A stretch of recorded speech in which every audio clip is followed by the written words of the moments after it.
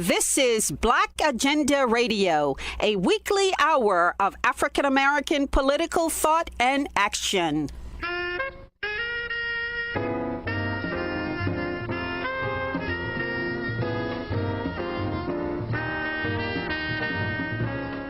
Welcome to the radio magazine that brings you news, commentary, and analysis from a Black left perspective.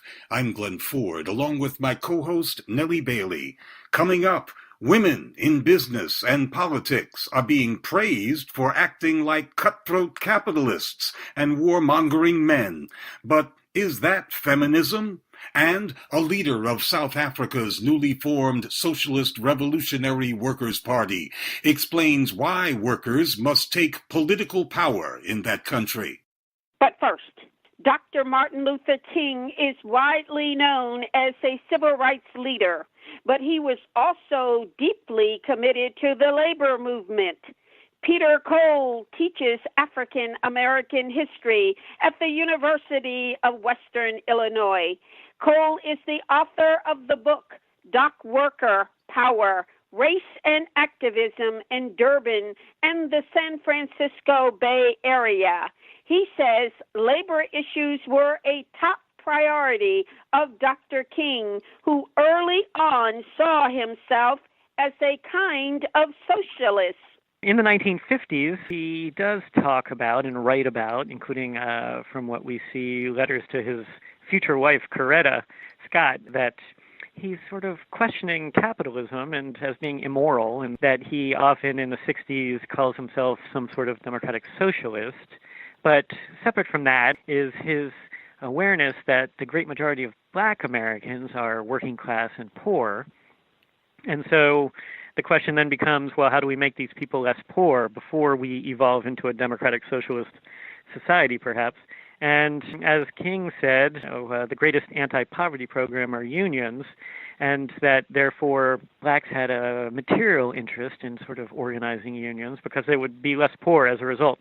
And so that's also not sort of as much part of his conversation and sort of public persona in the 1950s, although it is worth noting that in the Montgomery bus boycott in 1955, 56, one of the leaders of the boycott is a man named E.D. Nixon, who's the head of the NAACP in Alabama, but also is the head of the Brotherhood of Sleeping Car Porters in his part of the country, and that's a famous Black majority union that was co-founded by A. Philip Randolph, right? And so even in the 50s, he's starting to, really at the birth of his activism, because the Montgomery bus boycott is what launches King when he's just in his first job, right? That even then he's seeing how collective action helps, but specifically how unions can sort of be involved. In the 1960s, we see more and more evidence of King reaching out to different labor unions. The largest collection of unions belong to what's called the American Federation of Labor and Congress of Industrial Organizations, or AFL-CIO. So even in the early 60s, there's examples of King speaking before gatherings of unions where he talks about how Black Americans and unionists have common interests because, as he puts it, most Black people are working class people.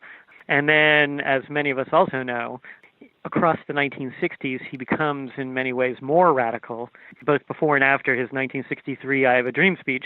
And so by the later parts of his short life, that he's speaking out more and more about how unions can be very effective tools for Black people to enter the middle class. Yeah, and of course, most famously, it's when he's killed in 1968, it's while he's in Memphis, Tennessee, when he's organizing to help Black sanitation workers form a union.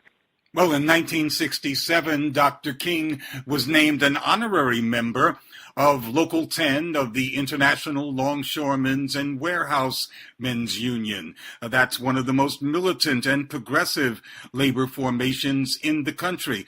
Tell us about his special relationship with them. Of course, the ILWU is the union of dock workers on the U.S. West Coast. On the East Coast and the Gulf Coast, there's actually a different union, and the union on the West Coast broke away from the East Coast Union in the 1930s really over political divisions. And to oversimplify matters, essentially the West Coast Union was led by and had more rank-and-file members who were more left-wing in the 1930s during the Great Depression, whereas the leadership of the New York City-based East Coast Union was considered much more conservative, more mainstream, and also actually much less inclusive. So the West Coast Union was much more open to organizing workers other than white workers in principle.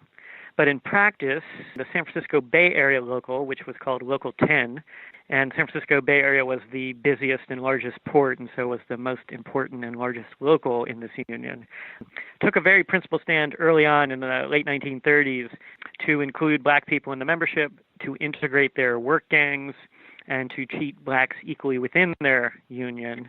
And over the course of the 1940s, due to the Great Migration and due to labor shortages during World War II, suddenly there's a lot more black people who live in the San Francisco Bay Area.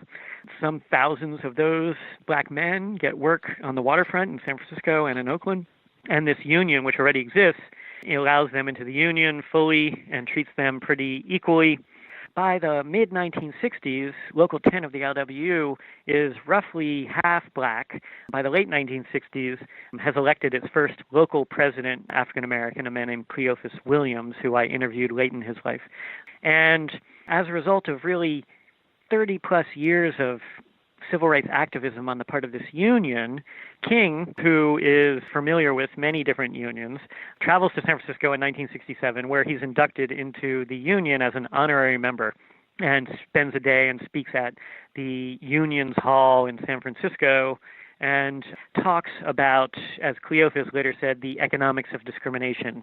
Cleophas, like Martin Luther King and like the founding president of the LWU, Harry Bridges, really sort of are speaking to what many of us now would call racial capitalism, that you cannot separate race and class issues, and that really to attack racism, you also have to sort of start to question capitalism. And simultaneously, if your goal is to sort of overcome capitalism, that you need all hands on deck. So you would be unwise if you did not include African Americans and other people of color from your movement, because you're only going to weaken yourself. And so King and Harry Bridges, along with thousands of members of Local 10, black and white, really sort of share this political ideology. And that's why King visits San Francisco, is inducted into Local 10 as an honorary member, and speaks at their union hall, which is the subject of a short essay I wrote just recently. And the story of the dock workers is fascinating and inspiring, because the dock workers went from being among the most exploited workers to among the best represented, the best paid, but they did not lose their militancy. That is very interesting. And so with unions often come sort of improved material conditions. Union members get paid better, often have access to, say, retirement and health benefits, generally have safer workplaces. All those things are good. I have no problem with any group of workers wanting to sort of improve their material conditions. The sort of interesting parts, right, of ILWU is that sometimes when people get wealthier and better off, they sort of forget their roots and become more conservative. But by contrast, the ILWU, especially its flagship Local 10, as you said, maintains its militancy and really going beyond just its own members' benefits to sort of fight on behalf of different social justice causes that included the civil rights movement. So that, for instance, in the 1960s, if in the San Francisco Bay Area, more of us are familiar with the southern-based civil rights movement, but in many cities outside the South, there were, in the wake of the southern movement, efforts by blacks and white allies to sort of overcome racism. So that, for instance, in the Bay Area in 1964, there was a series of sit-ins and protests to protest racism in the Bay Area, including in the workplace.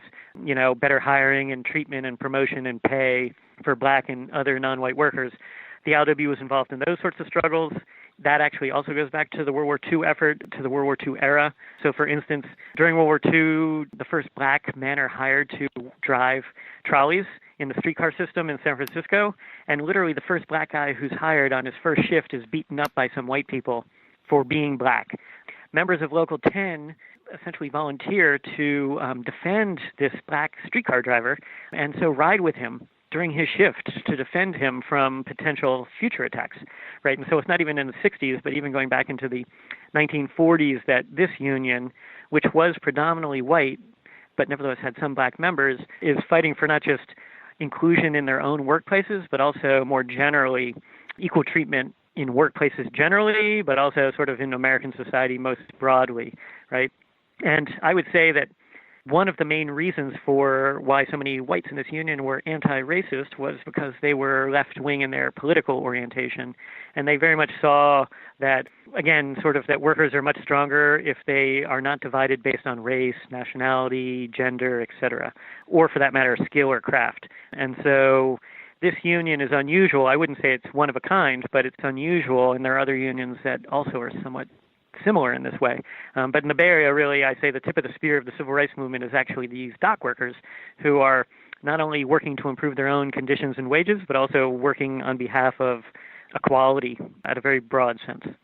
The title of your book is Dockworker Power, Race and Activism in Durban and the San Francisco Bay Area. And of course, Durban refers to South Africa. Local 10 is also, of course, notable for its internationalism.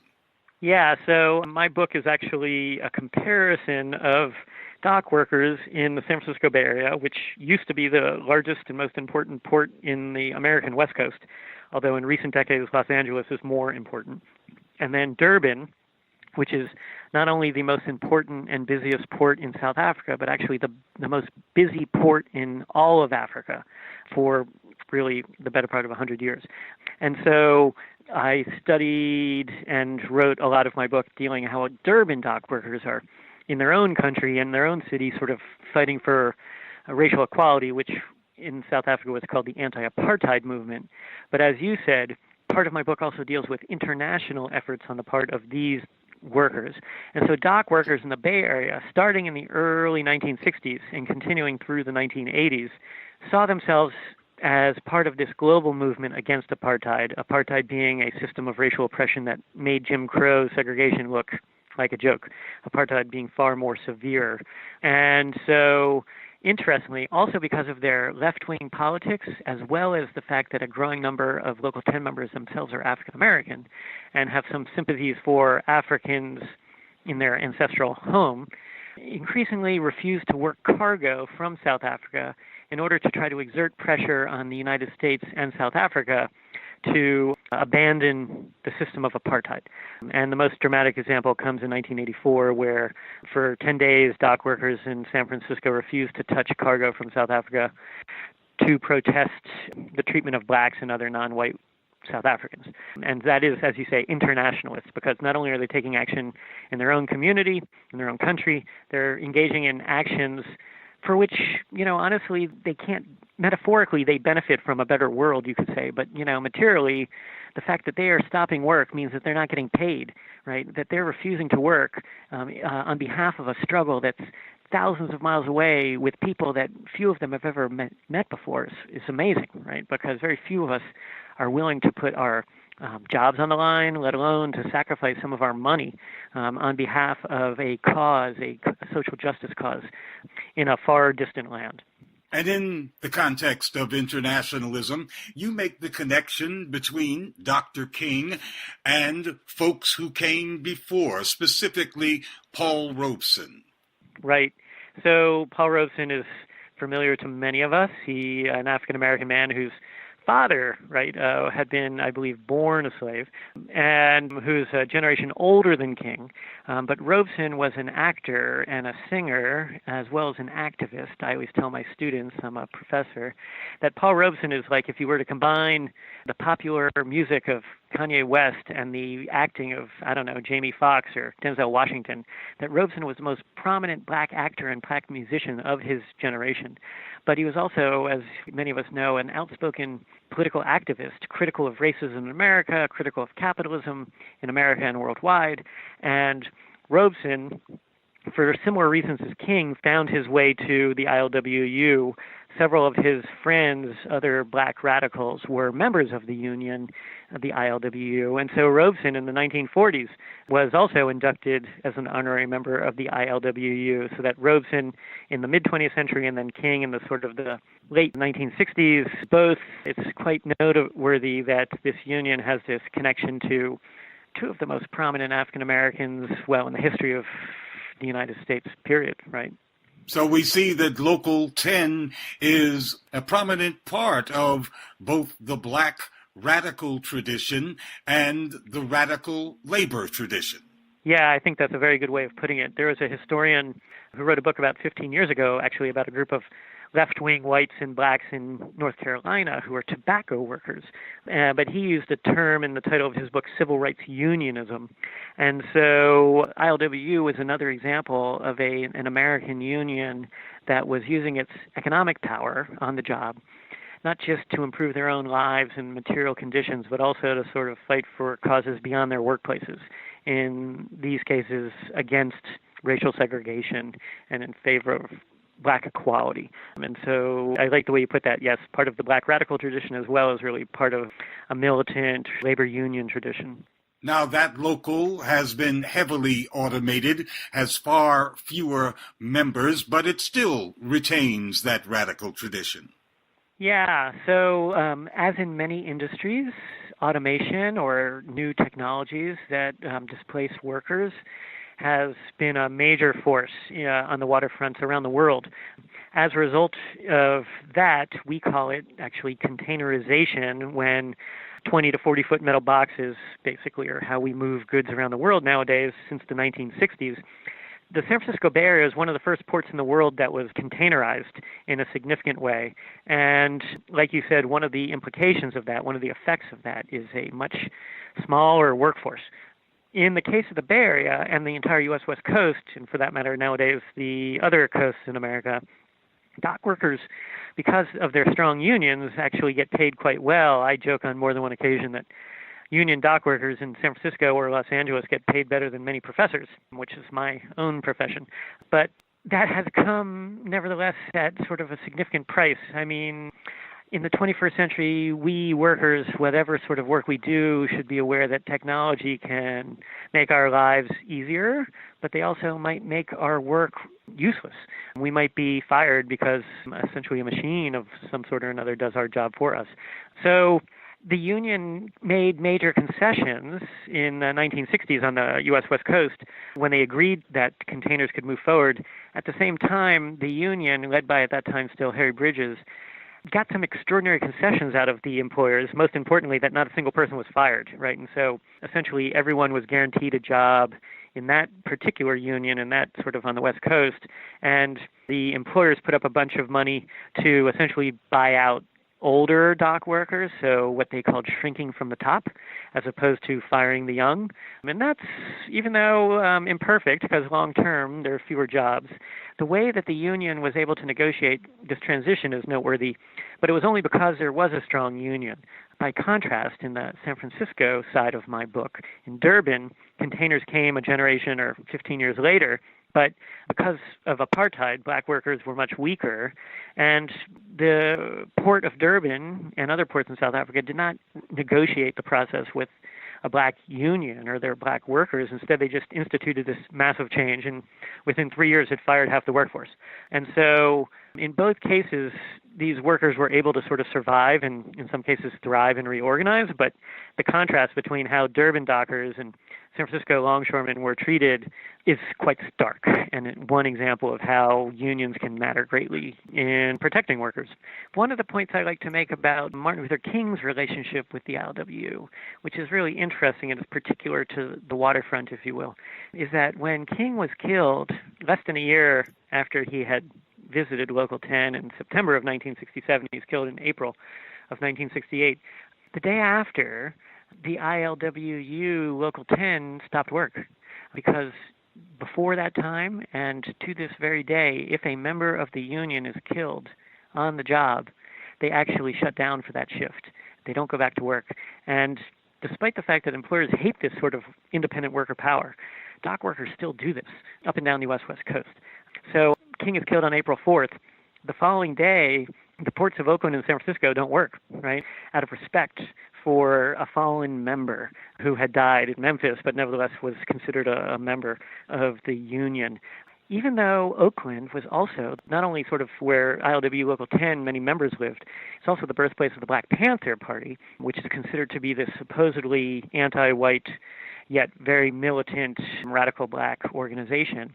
The truth of the matter is that the Black Panthers and the dock workers kept Oakland quiet. And so while more than 100 cities and towns across the United States went up in smoke because black men and women were so angered by the killing of Martin Luther King that they just engaged in random property violence, right? Oakland, despite the stereotype that the Panthers are so crazy and violent, in fact, Oakland was quiet. And there's probably multiple explanations for that, not a single one. But that the dock workers shut down the port, that actually the Panthers literally tried to keep the community, the black community in the East Bay quiet, they succeeded, right? And so it's very interesting and sort of really also goes against the grain of what some people think they know about the Panthers. But also what they don't know about the dock workers is that in this case, in Oakland in April of 1968, the city didn't go up the way Chicago, Washington, D.C., and a number of other places did, which is a sort of curious footnote to the story. That was Dr. Peter Cole of the University of Western Illinois.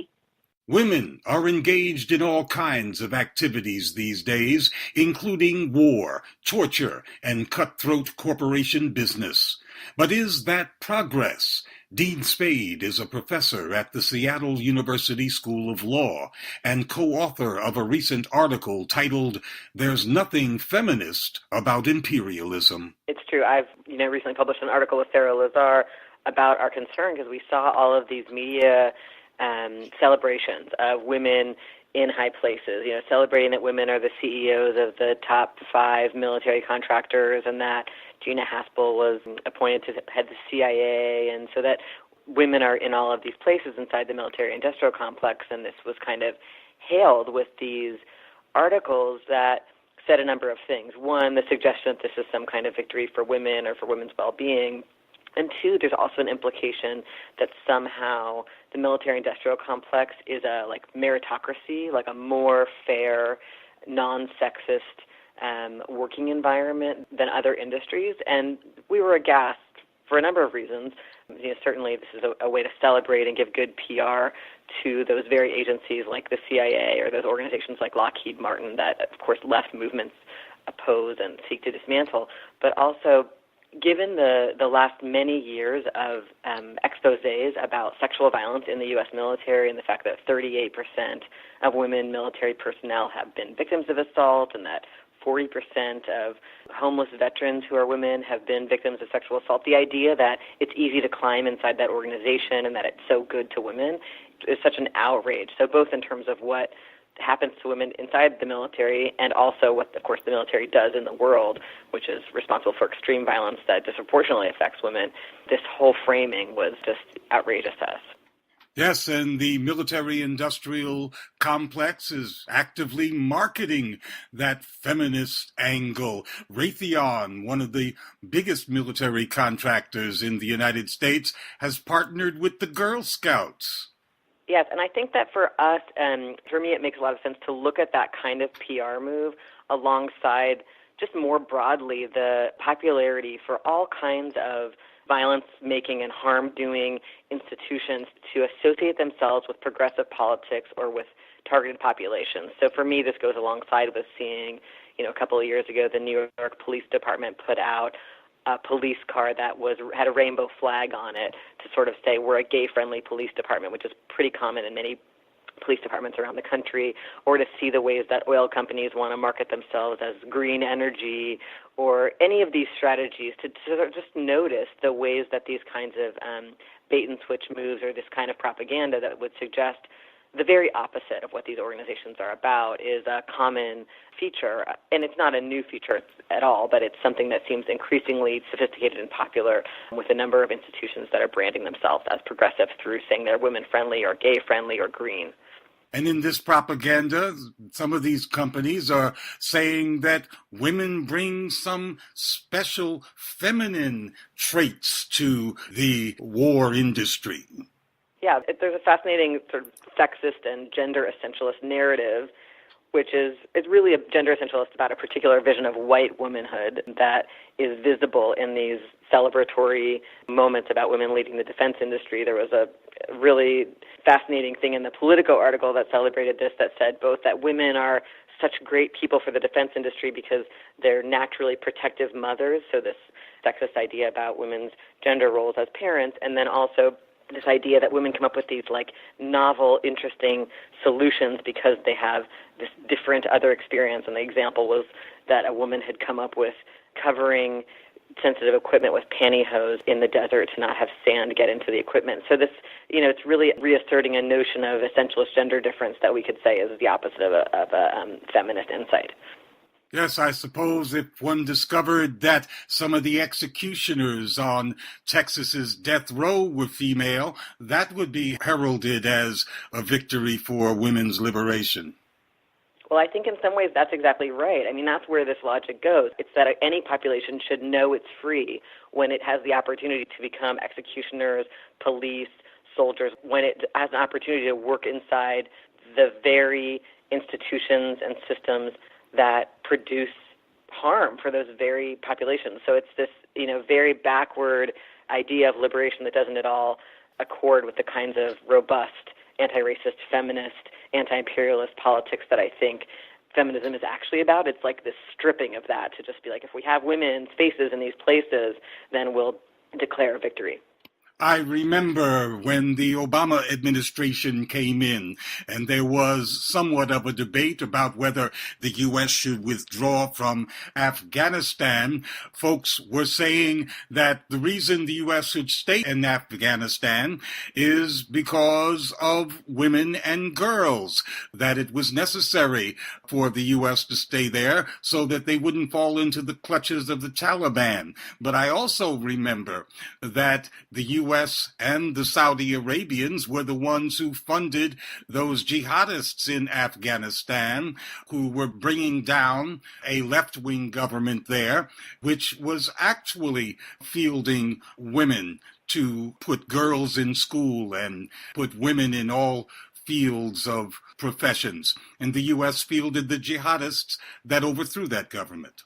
Yeah, I mean, I think one of the most visible moments of this kind of politics in recent memory is Laura Bush's speech urging that the U.S. go to war in Afghanistan. And I think that very unpopular, extremely long, failed war has again and again been rationalized through the idea that somehow the war will benefit women. And that's a very old idea. When we look back at lots of instances of colonization and of military intervention, there's often a story that we need to save women from the backward cultures they're in. That's a typical racist colonial story, and I think we saw Barbara Bush play it out in the George W. Bush era, but we continue to see it as a rationalization in general for the war on terror. Part of the Islamophobia that circulates says that Muslim countries or Muslim culture is bad for women, or sometimes it says it's bad for gay people, and that's a rationale for these wars. I think that, Hillary Clinton's famous speech as a Secretary of State where she said gay rights are human rights, that speech, if you look at the text of it, really is a speech about how we're going to protect these rights through humanitarian war. So we don't really care what happens to the queer and trans people who are in the prisons and detention centers and homeless in the United States. We just care about finding new rationalizations, new humanitarian rationalizations for war. Yes, this false feminist angle has been a pillar of U.S. humanitarian military interventions based on human rights rationales. Exactly. I also remember at Hillary Clinton's nominating convention in 2016, she wallowed in the endorsements of generals and top spies as if a woman ascending to the head of the U.S. imperial machine was a great achievement for women.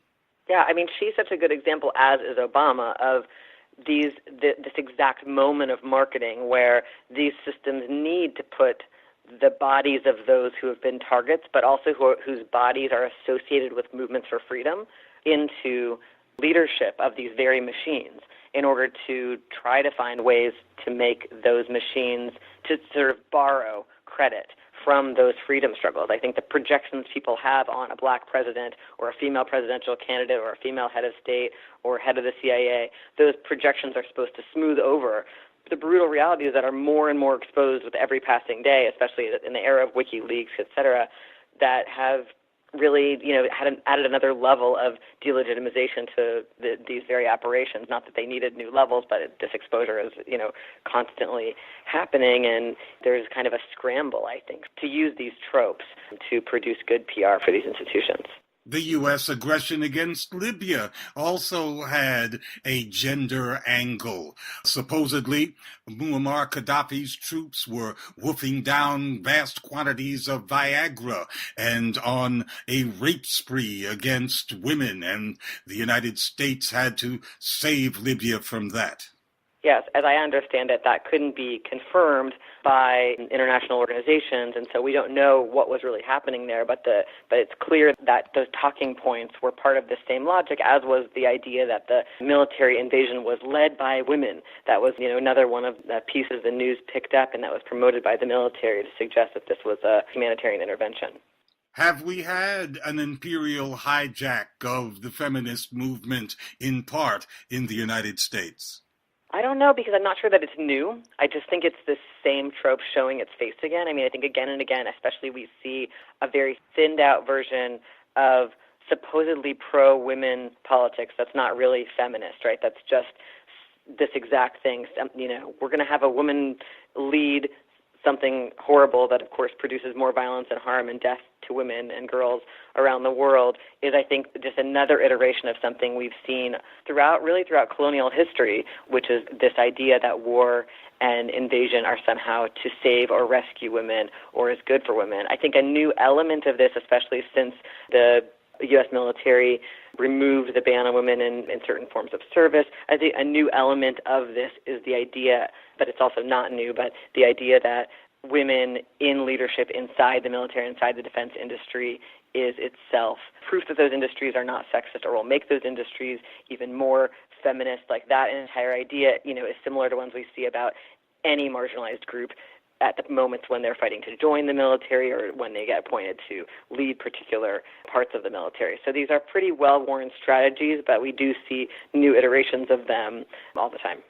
Yes, it seems like a counterpoint to the idea of counting black faces in high places and celebrating that, even if those faces are war criminals. I think it's a very similar thing, and I think right now we're seeing the Supreme Court decision that recently came out in the ongoing discussion about whether or not trans people can serve in the military, and I see a very similar limiting framework where it gets cast in the media, including the supposedly progressive media, as just a question of whether trans people get this dignity and this equality and can we serve, when of course that obscures all the realities about what the U.S. military is, what the conditions of service are for people, what really happens to people inside the military, the ways that they're abandoned by the VA, and with a question of whether or not military service, this idea that you're protecting your country or that you're like a hero, as opposed to that this is part of bringing the largest amounts of violence and pollution and harm to people all around the world. That was author and Seattle University professor Dean Spade. South Africa has been under black political rule for the past 25 years since the end of apartheid, but the African National Congress government left control of the economy in the hands of white business interests. The gap between rich and poor has gotten even bigger. After decades of frustration, activists centered in the nation's largest labor union, NUMSA, the National Union of Metal Workers, last year formed a new political party to fight against white monopoly capitalist rule. Irvin Jim is the leader of NUMSA and a key architect of the new Socialist Revolutionary Workers Party. Last week, he traveled to New York City to speak with American activists at the People's Forum. I do want to say, comrades, that we are facing the same challenges, the same struggles, the same front. Coming together must inspire us, must continue to strengthen our resolve for us to continue to believe that the history of all existing societies is a history of class struggle. Yes. And it's one thing to say I'm here to report, but I'm here to say that the struggle continues. Yes. We have been here before, and we have explained that our resolve was that we're sick and tired of just marching, taking up campaigns, demands, up until we will have rights. And we were very clear that the time has come that the working class as a class must organize itself, because the working class is the only class capable of carrying the revolution to its logical conclusion. Yes. We have come through the era of all liberation movements that have fought a good fight to challenge the apartheid system and all racist accumulation path. And capitalism as a system has always been very smart in all regions of the globe. It will choose racism, race, for instance, in our case in South Africa. In some regions, they will choose religion to divide so that it can exploit. But right through to take the struggle in the Cold War phase that we have to embark upon, it was the working class, it was sons and daughters of the working class who took those sacrifices within the liberation movements. And in our case, we would not have survived if it was not this pillar of struggle, which is international solidarity, solidarity with the people of Palestine. I'm very happy to say comrades here who are seriously organizing, solidarity with the people of Cuba, solidarity with the rest of Latin America, people of Venezuela. We're coming here to basically share with you that as the international core that has come together right from here, comrades from US who are working with us, comrades from South Africa, Zambia, and the rest of the continent, we're very clear that you can't build socialism in one country. Internationalism is an important pillar. And as a union, we came before, we had to struggle dealing with huge challenges of a liberation movement whose revolution has completely gone wrong. I was showing Roy this afternoon a situation where key leaders of our liberation alliance, there's a long list of how they've been captured by capital. There is a state capture commission that is being staged in our own country. But I mean, they're dealing with the surface. They're not dealing with colonization. They're not dealing with imperialism. And if you were to ask why the revolution in South Africa didn't deliver the liberation vision, it's very simple. The capitalist class, white monopoly capital that own and control, that used to benefit out of imperialism, out of colonization, they were very clear that to the extent that the working class was mobilized to take up the struggle to defeat the system of racism, when we made sure that apartheid was not going to be allowed to continue, when we made sure that it was ungovernable, they had to sit down and strategize. They strategized and they said, what did we fear out of this liberation alliance led by the ANC? They started a negotiation process. They cut a deal with the Liberation Alliance to make sure that the economy will remain in their own hands, and we will continue to vote after 5 years. And therefore, the whole system just continued by other means. All what it did was to change faces. This is not the only South Africa that is faced with this in the continent. As we speak, I'm sure you have watched for the past 2 weeks, the people of Zimbabwe are in a crisis. I mean, they have removed a very old man who refused to relinquish power.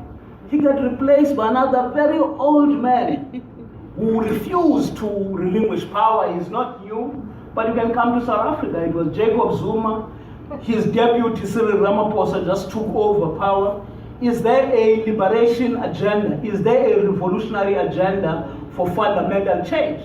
There's absolutely no intention to deal with the fundamentals of addressing ownership of the economy. For instance, in our case, fundamentally what we need is to restructure South African economy.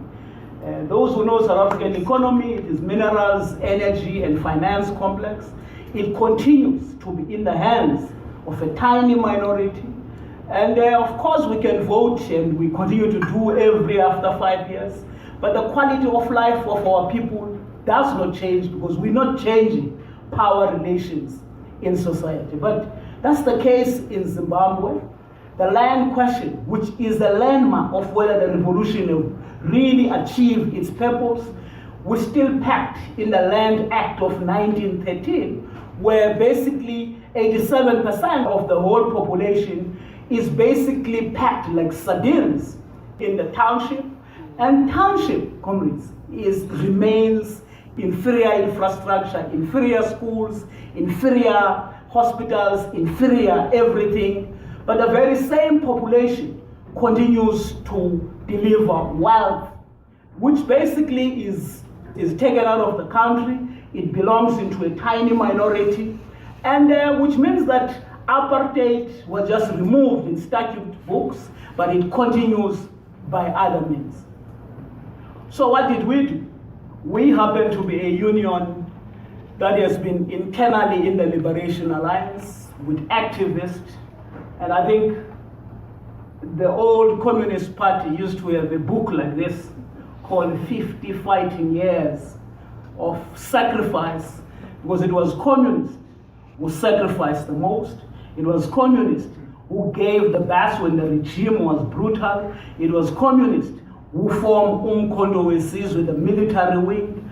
It was communists who took all the risks against colonization and imperialism. And when they did everything when it comes to negotiations and it failed, they actually had to accept that there comes a time in the history of any nation whether to submit or to fight. Yes. And they chose to fight. And in that process, they had to do what you're doing here in this forum of having debate, discussion, raising each other's levels of revolutionary theory. A person without politics is very dangerous. Yes. Which is why it's very important that we must appreciate that there can be no revolutionary movement forward without revolutionary theory. Yes. And therefore political classes where one or two comrades are given chance to basically unpack the literature, to engage, it's fundamental to do so. And out of that, as the sons and daughters of the working class in South Africa who happen to be privileged to belong to a very, very strange union, a very strange creature, the National Union of Metal Workers, which I'm privileged to be their General Secretary. This union had a very serious preamble. And the preamble called on all workers to set aside all their prejudice and unite. It called on workers to understand that capitalism moved from one nation state to another nation state. When they arrive, they're called investment. But capital, there's no free lunch. What drives that movement is where they will be able to maximize profit. In our case, this was done at the back of super exploitation of black and African labor on what is defined as colonial wage. And as I'm speaking to you, that colonial wage with what we call freedom has not been tampered with. In fact, Cyril Ramaphosa has delivered to his class. He is a billionaire. Yes. He has delivered to his class. He has made sure that he put into law a national minimum wage, which basically say black and African workers must be paid 20 rand an hour. I don't know if you translate 20 rand or into $1.25. It's 25. A dollar, just over a dollar. So that's what he believed, that an hour the black and African labor must be paid. And against all that, we have to take a stand After 5 years, we get promised a better life for all. It doesn't get delivered. We took a firm stand that we will organize the working class as a class for itself. And comrades, you might not believe it. The only class capable of having the revolution that should sort out these miseries is the working class. All what we need to do, those of us who are in position of being privileged to serve it, is to believe in it, is to believe that the working class is capable of carrying this particular revolution to its logical conclusion. And that's what we did. We said, without knowing who will come and stand together with us, we said, the time has come that we will form a united front, we will agitate the working class, and we will tell the working class, you need your own political party, which must be a vanguard party, which must take up the struggle for socialism. Those are the good news we want to bring to you. That we had a successful pre-launch, and the Congress took two important decisions. It resolved that we will participate in elections. There's election taking place. We will participate in the elections that are going to take place now in May. We've taken that resolution. Secondly, we will launch the party in March. And when I say that, on the ground, our own branches, our own structures are working 24/7. We will have a Socialist Revolutionary Workers Party being formally launched. It has been recognized and registered by the IEC, as we have promised you that we are in that course. And of course, this is going to be nothing else. This is viewed as nothing less than a declaration of war, because we are not forming this party to be another reformist party.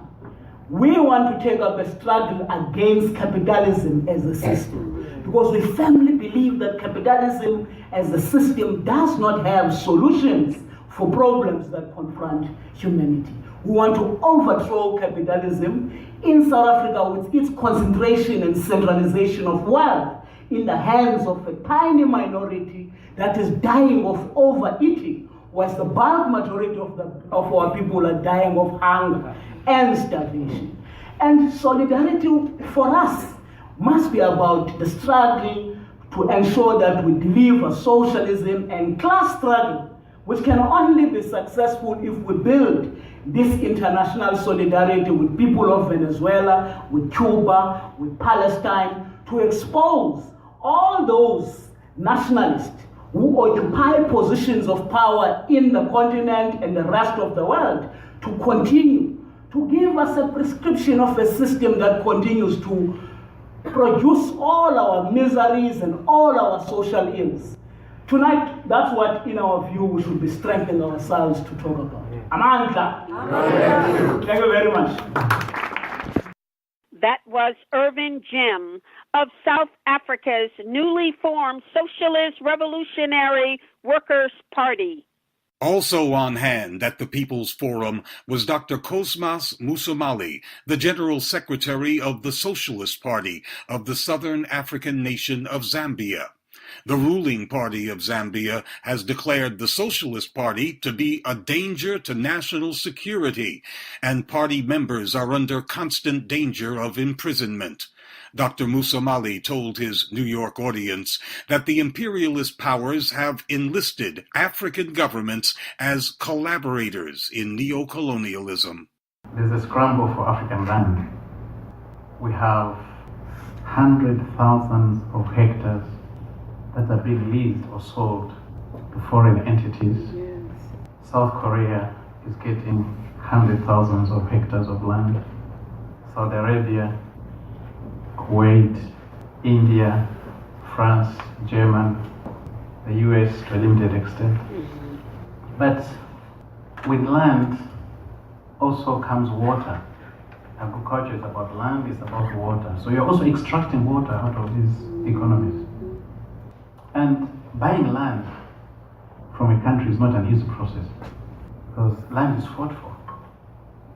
The liberation struggle in Zimbabwe was primarily also about land. In South Africa, it's about land. In other places, land. In Kenya, the independence struggle was about land. So why go back to a system that failed, that is so dangerous politically? The truth is that with neoliberal capitalism, that thinking, people have come to believe this is just an investment like any other. So you have to convince people that this is just a harmless investment. And a lot of these concessions range between 45 to 100 years. And once you have invested in land, it's not easy to give it back. It means you can renew the lease agreements or the ownership. So we have countries today that are giving out huge chunks of land, and Zambia is one of them. Uganda is one, Ethiopia, and many others. These are countries with very fertile, huge pieces of land, and a lot of water for irrigation. What I've talked about is all about the economy. So in our basic socialist literature, we are taught that's the economic base, but you have to build the superstructure. So imperialism is also working on the superstructure. And with that, there are the values, the basic values. You have to inculcate them also in the people that you're oppressing. And today, the values of individualism, greed, unbridled competition, and consumerism, these have become the standard diet for a lot of the literature that we get from the US, from Europe, and many other countries.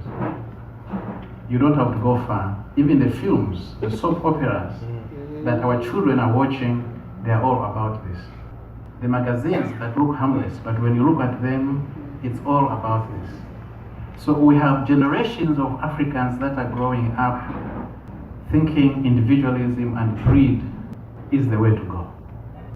But part of the superstructure is also attacking the African working class.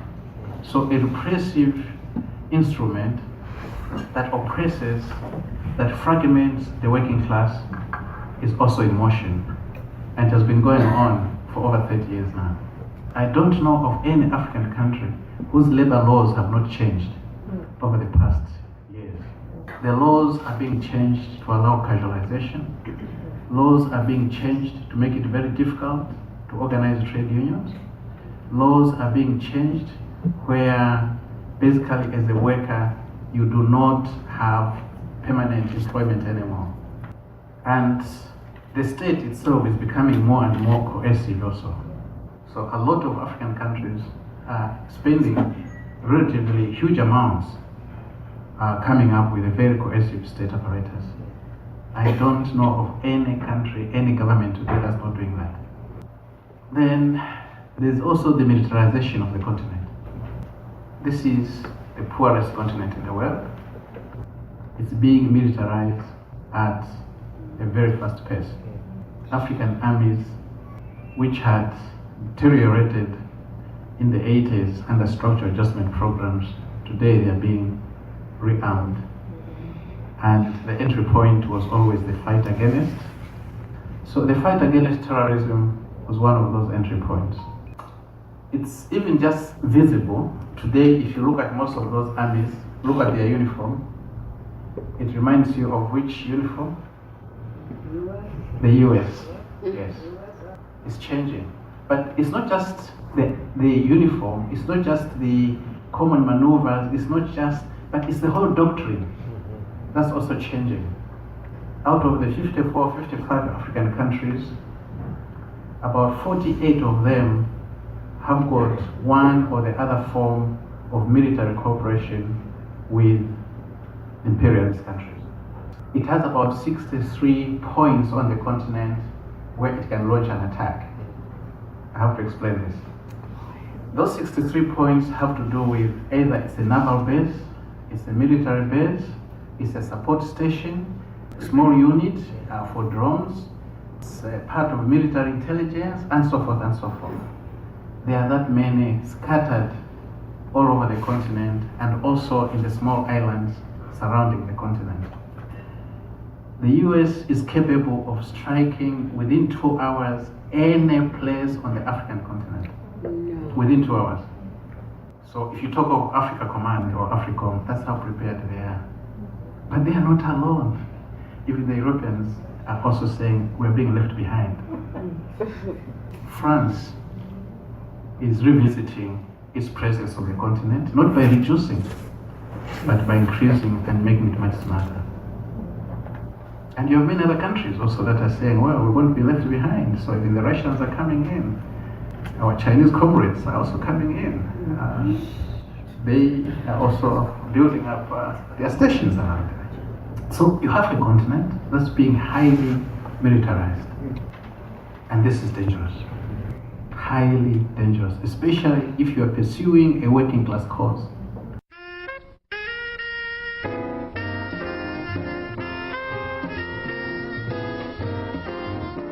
You've been listening to the Black Agenda Report on the Progressive Radio Network. Information for liberation.